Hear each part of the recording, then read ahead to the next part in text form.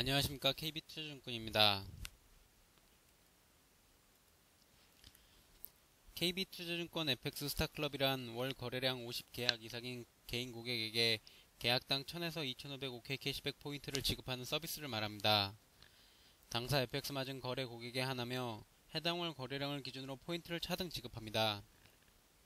적립된 OK 캐시백 포인트의 가용 포인트가 5000점 이상이 되면 전국 OK 캐시백 가맹점에서 현금처럼 이용이 가능하며 포인트가 5만점 이상일 경우 현금 교환도 가능합니다. FX 스타클럽 수수료 및 제세 공과금은 고객 부담입니다. CME 그룹 이마이크로 통화 선물은 표준계약 규모의 10분의 1에 불과한 증거금만으로 FX 선물에 투자할 수 있는 상품입니다. 초소형 통화 선물 상품으로 10계약 또는 5계약씩 묶어 시장 상황에 맞게 복합 계약 거래도 가능하며 큰 계약을 유지하던 투자자의 경우 소형 계약으로 포지션을 나눌 수 있어 매우 편리합니다. KB투자증권 월요일 FX 마진 마켓 브리핑을 시작하겠습니다. 호주의 기준금리가 0.5%포인트 인하되었습니다. 금일 오후 1시 30분경 호주 중앙은행은 성명을 통해 4.25%였던 기준금리를 50bp 인하한 3.75%로 결정했다고 발표했습니다. 이에 따라 호주의 기준금리는 지난 2009년 말 이후 최저 수준으로 내려왔습니다. 시장에서는 25bp 또는 50bp의 기준금리 인하를 예상해온 바 있습니다.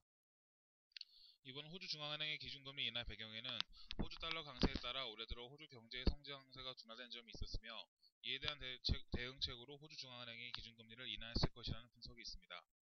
글렌 스티븐스 호주 중앙은행 총재는 통화정책회의 구성원은 금융 여건을 작년 12월보다 더 완화한 것이 바람직하다고 판단했다며 50bp의 금리 인하는 적절한 금리에 자금 조달을 할 수 있게 한 조치라고 설명하였습니다.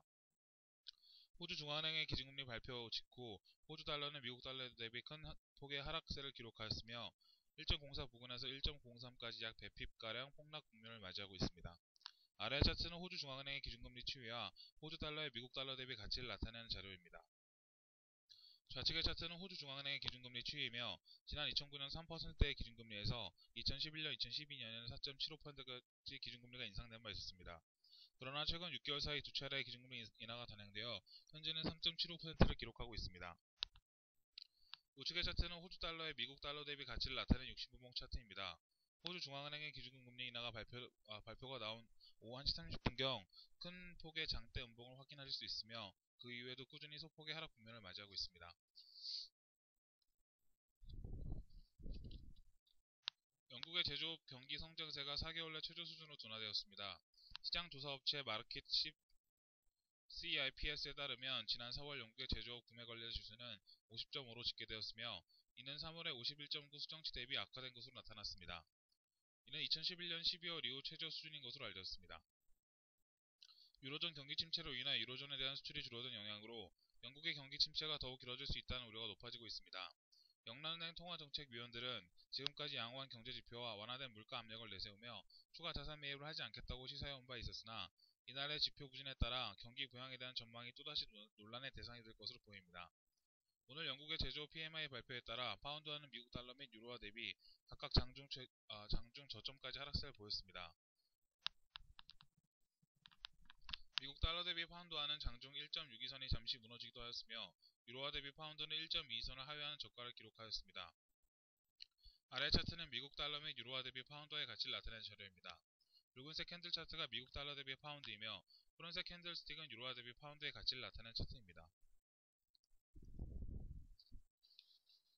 달러엔이 미국 연방준비제도의 양적 완화 기대가 제기된 가운데 달러당 80엔선이 무너지며 장중 지속적으로 80엔선 아래에 머물고 있습니다. 스페인이 2개분기 연속 마이너스 성장률을 기록하는 등 경기 침체가 현실화되고 있는 데다가 S&P가 스페인의 장기 신용등급을 2단계 강등하고 스페인의 주요 은행들의 신용등급을 강등한 데 따른 일본엔 성원호 심리가 그 원인 중 하나로 분석됩니다. 또한 지난주 금요일 일본 중앙은행의 자산매입 규모가 실질적으로 5조엔 증액된 것으로 알려져 10조엔 또는 그 이상을 기대했던 시장에 실망감을 안겨준 바 있습니다.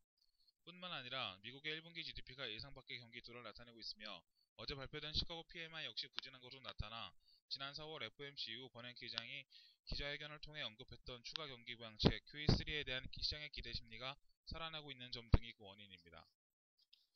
후지 도모코 뱅크 오브 아메리카 메릴린치 스트래러지스트는 BOJ 대책은 적절했으나 양적 완화의 시기는 그렇게 좋지 못했다고 평가했습니다. 미국 경제 지표가 좋지 않아 달러 하락 압력을 가중시키는 시기에 나왔기 때문이라고 분석했습니다. 결국 미국 경제 지표 불안으로 미 연준의 양적 완화 기대가 커진 것이 일본 중앙은행의 양적 완화 효과를 무력화했다는 분석입니다. 경제지표 일정입니다. 오늘 밤 11시에는 미국의 ISM 제조업 지수가 발표됩니다.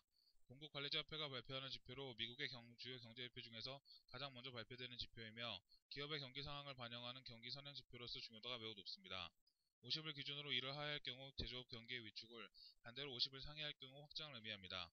다음날 오후 5시 30분에는 영국의 건설업 PMI가 발표됩니다. 구매관리자협회가 발표하는 지표로 50을 기준으로 이를 상회할 경우 경기 확장을, 반대로 이를 하회할 경우 경기 위축을 의미합니다. 오후 6시는 유로존 실업률이 발표됩니다. 최근 스페인의 실업률이 25% 가까이 치솟는 등 유로존 내 고용 불안이 가속화되고 있어 시장에 관심이 집중되고 있는 지표 중 하나입니다. 한편 밤 9시 15분에는 미국의 ADP 고용 변화가 발표됩니다. 민간 고용 동향 조사 기관인 오토데이터 프로세싱이 조사하여 발표하는 취업자 변동 지수로 정부 및 기관을 제외한 민간 부분 고용 동향을 나타내는 고용 지표로 활용됩니다. 발표치가 시장 예상보다 높을수록 고용시장의 개선 신호로 해석할 수 있습니다. 이상으로 KB투자증권 FX 마진 마켓 브리핑을 마치겠습니다. 감사합니다.